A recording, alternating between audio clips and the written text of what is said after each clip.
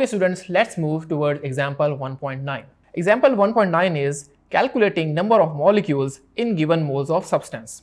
जिसका पहला पार्ट है how many molecules are present in 0.5 moles of pure sample of methane. Students यहाँ पे आपको देखिए कि आपको फाइंड क्या करना है.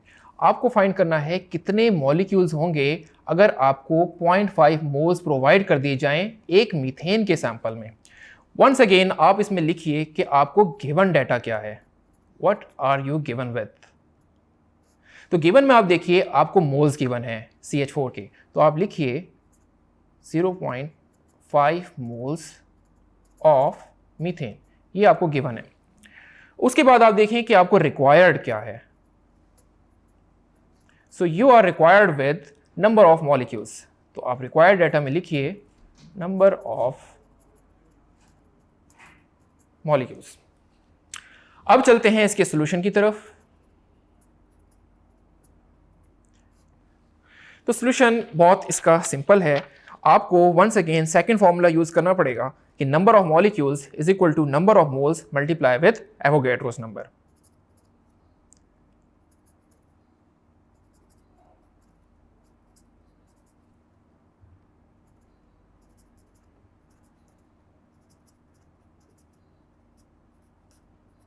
अब आप इसमें वैल्यूज पुट कर दें.